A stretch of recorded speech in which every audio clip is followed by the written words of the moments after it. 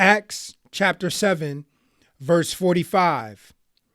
Which also our fathers that came after brought in with Jesus into the possession of the Gentiles, whom God drave out before the face of our fathers unto the days of David, who found favor before God and desired to find a tabernacle for the God of Jacob.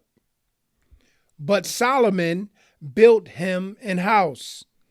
Howbeit the Most High dwelleth not in temples made with hands, as saith the prophet. Heaven is my throne, and the earth is my footstool. What house will ye build me, saith the Lord? Or what is the place of my rest? Have not my hand made all these things? Ye stiff-necked and uncircumcised in heart and ears, ye do always resist the Holy Ghost. As your fathers did, so do ye. Which of the prophets have not your fathers persecuted? And they have slain them which shewed before of the coming of the just one, of whom ye have been now the betrayers and murderers, who have received the law by the dispensation of angels and have not kept it. When they heard these things, they were cut to the heart, and they gnashed on him with their teeth. But he, being full of the Holy Ghost, looked up steadfastly into heaven, and saw the glory of God, and Jesus standing on the right hand of God, and said, Behold, I see the heavens opened, and the Son of Man standing on the right hand of God. Then they cried out with a loud voice, and stopped their ears, and ran upon him with one accord, and cast him out of the city, and stoned him. And the witnesses laid down their clothes at a young man's feet, whose name was Saul. And they stoned Stephen, calling upon God and saying, Lord Jesus, receive my spirit. And he kneeled down and cried with a loud voice, Lord, lay not this sin to their charge. And when he had said this, he fell asleep. Acts chapter 8.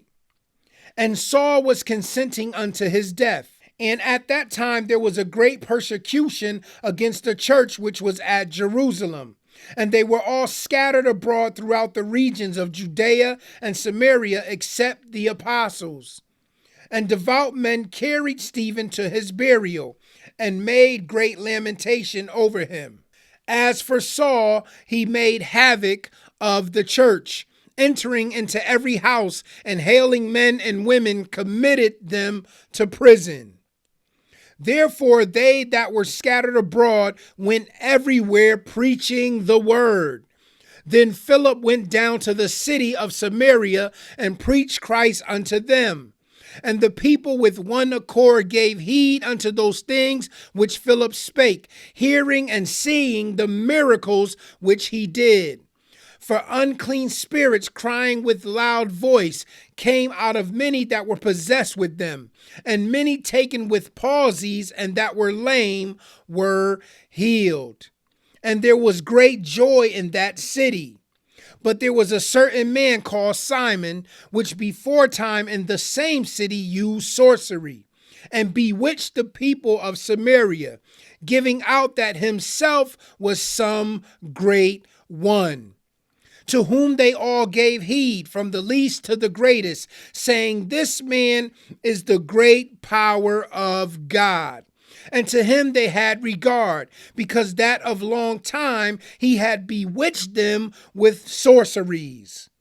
But when they believed Philip preaching the things concerning the kingdom of God and the name of Jesus Christ, they were baptized, both men and women. Then Simon himself believed also. And when he was baptized, he continued with Philip and wandered, beholding the miracles and signs which were done. Now when the apostles which were at Jerusalem heard that Samaria had received the word of God, they sent unto them Peter and John, who when they were come down prayed for them that they might receive the Holy Ghost.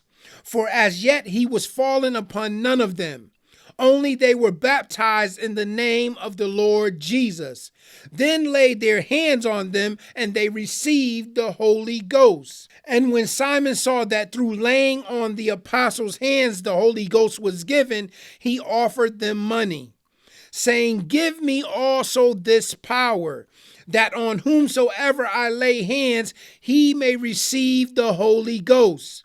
But Peter said unto him, "Thy money perish with thee, because thou hast thought that the gift of God may be purchased with money.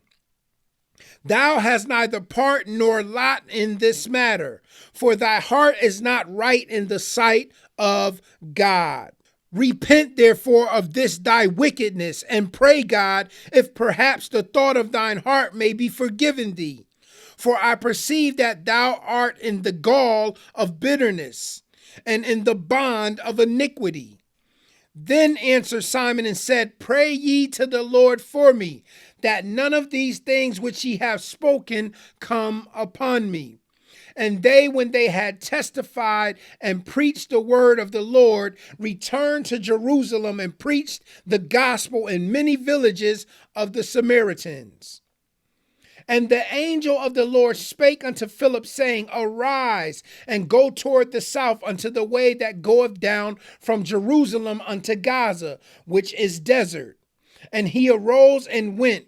And behold, a man of Ethiopia, an eunuch of great authority under Candace, queen of the Ethiopians, who had the charge of all her treasure, and had come to Jerusalem for to worship, was returning, and sitting in his chariot read Esaias the prophet.